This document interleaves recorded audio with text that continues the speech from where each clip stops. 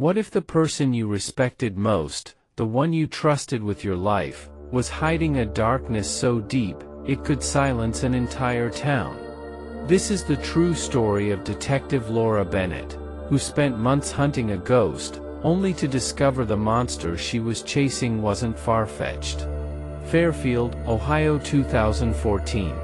A quiet suburb where doors were left unlocked and neighbors waved at each other across white picket fences.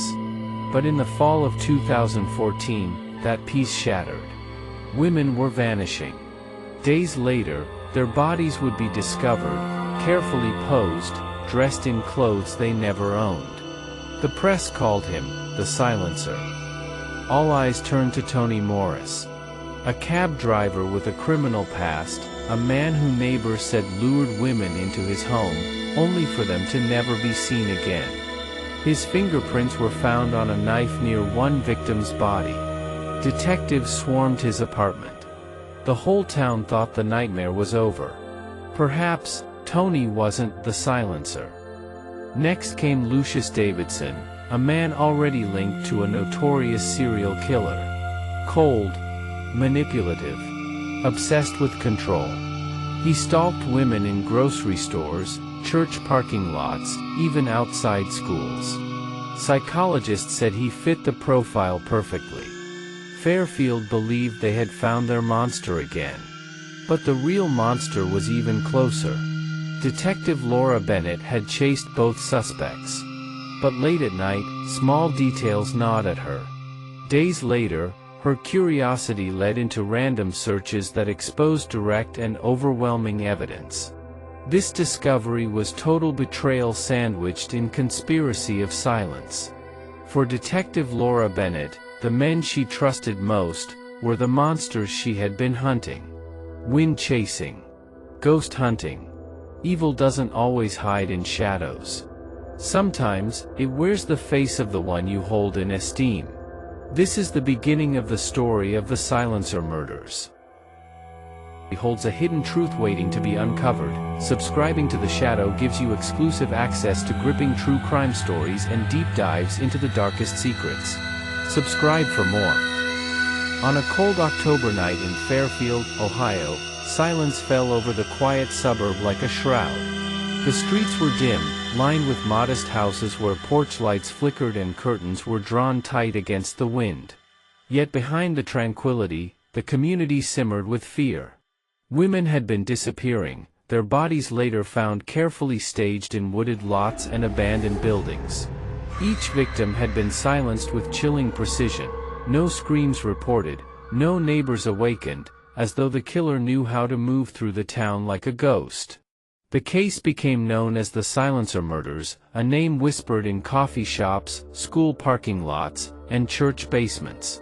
Fairfield, a place where residents rarely locked their doors, now found itself under siege. Women walked in pairs. Husbands tightened their grip on their wives' hands. Parents kept daughters inside after sundown. And at the center of it all was Detective Laura Bennett, a woman whose grit and reputation for solving the unsolvable made her both a pillar of comfort and a symbol of hope. But what the people of Fairfield didn't know, what even Laura couldn't imagine, was that the monster she hunted was closer than anyone realized. The first ripple of terror began with the discovery of 24-year-old Claire Adams. She was found posed in a clearing on the edge of town, her body dressed in a gown she had never owned, hands folded neatly across her chest. Days later, Melissa Carter, a mother of two, vanished from a grocery store parking lot, her body discovered miles away in an abandoned farmhouse, posed in the same grotesque style. Then came Rebecca Johnson, just 19, snatched after a late shift at the diner. The crime scenes were horrific, but what chilled detectives most was the silence. No defensive wounds, no frantic 911 calls.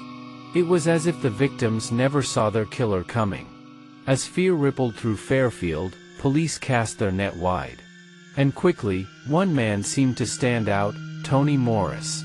Tony was an ex-convict who lived just blocks away from the first murder site. He worked as a cab driver, but his reputation in town was anything but clean. Neighbors whispered about his constant stream of women, many sex workers, seen coming and going from the hotels on Main Street.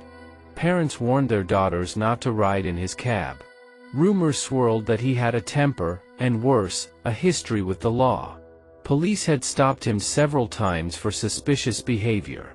Terry stops, quick pat-downs, late-night questioning. Nothing stuck. But then came the tip. A neighbor claimed to have seen Tony's cab parked near the woods on the night Claire Adams was murdered. Another reported that his basement light burned suspiciously late into the night, and that muffled cries had been heard weeks earlier. Detectives pressed harder. Forensic technicians combed through Tony's home, and though they initially found little, one detail sent shockwaves through the investigation. Tony's fingerprints were discovered on a knife that had been dumped near Melissa Carter's body. It was enough for probable cause. Search warrants followed. Detectives tore apart his apartment, dug through his car, ripped up his carpets. For weeks, Fairfield believed they had their man. Then came the bombshell. Tony was arrested, but not for the murders. Instead, he was charged with sexual assault. His victim, Mercy Robinson, a single mother who had come forward with a harrowing story of being attacked in one of Fairfield's suburbs. The case against him for the Silencer murders collapsed, but the community already had its villain in mind. Half of Fairfield swore Tony was the killer. The other half wondered if police had been too eager, too desperate for a win. And just as Tony Morris's name dominated every newspaper headline, another shadow began to emerge. His name was Lucius Davidson. Lucius was a man who carried darkness with him wherever he went. He had once served time for conspiracy to aid a serial killer named John Adams, a notorious predator who still rotted behind prison walls. Though Lucius claimed he had been young, naive, manipulated, Fairfield never forgot. To them, he was tainted. Dangerous. A man forever marked by evil. Detectives noticed the way his name kept surfacing in interviews. Residents described him as strange, unsettling. They spoke of his superficial charm, that quickly turned to manipulation. Of the way he lied easily, with no flicker of guilt. Of the way he seemed to stalk women, at grocery stores, at church, even outside schools. Forensic psychologists would later describe him as fitting the textbook profile of psychopathy, shallow emotions, need for control, obsessive tendencies, and sadistic streaks. Community members reported his isolation, his secretive routines, and the sense that he was living two lives. He was the kind of man who could smile at you in the morning and follow you into the dark at night. Detectives focused on him. His movements. His past. His connections to old crimes. And with each new suspicion, Fairfield shifted its gaze. Was this the real Silencer? The town split again. Some swore Lucius's past made him guilty by default. Others said it was unfair to judge a man who had already served his time. But whispers turned to roars when a young woman came forward claiming Lucius had followed her home, standing silently across the street until she fled inside. For months, the Fairfield Police Department chased ghosts between Tony Morris and Lucius Davidson, their energy consumed by two men who seemed to fit the mold of a predator. But through it all, Laura Bennett felt a creeping unease she couldn't name. At first, it was nothing more than a whisper in the back of her mind. A strange detail here, an odd moment there. Her husband, Michael, was always supportive, always comforting. Yet she began noticing things that didn't sit right. A late-night gas station receipt in his pocket. A small cut on his hand he brushed off as clumsiness. A red smear on his sleeve that looked too much like blood. She buried the thoughts. Michael was her rock, the father of her child, the man who kissed her forehead after brutal days on the job. The very idea that he could be involved was unthinkable. But unthinkable doesn't mean impossible. The whisper grew louder when traffic cam footage surfaced of a silver sedan leaving the scene of Melissa Carter's abduction. The plate was unreadable, but we believe that every mystery holds a hidden truth waiting to be uncovered. Subscribing to The Shadow gives you exclusive access to gripping true crime stories and deep dives into the darkest secrets. Subscribe for more. The make and model matched Michael's car. Laura's stomach dropped when she saw it. That same car sat in their driveway every night. She told herself it was a coincidence. It had to be. But then she found the box. It was hidden in Michael's study, locked in the bottom drawer. Laura waited until he was out late, supposedly meeting a client, before she pried it open. Inside, she found proof that shattered her world: a necklace belonging to Claire Adams, a hairbrush from Melissa Carter's home, a cutout photo of Rebecca Johnson. Souvenirs. Trophies. At the bottom lay a journal. Page after page of fantasies. Of control. Of domination. Of death. And in the margins, scrawled notes about Laura herself. She's the ultimate test. When she discovers me, will she love me enough to protect me? Laura's blood ran cold. The monster wasn't Tony. It wasn't Lucius. It was Michael. The man who kissed her goodnight. The department thought they had caught a break when a drifter, Evan Walsh, was arrested near the scene of an attempted attack. He had scratches, no alibi, a vague resemblance to survivor descriptions. The media hailed him as the silencer. Fairfield breathed a sigh of relief. But Laura knew the truth. The real silencer was sitting across from her at the dinner table. One evening, Michael confirmed her fears. When she came home, she found him waiting at the table, the box of trophies laid out neatly before him. "I know you found them," he said, calm as ever. "I never wanted to hurt you, Laura. You're different. That's why I chose you. That's why I love you."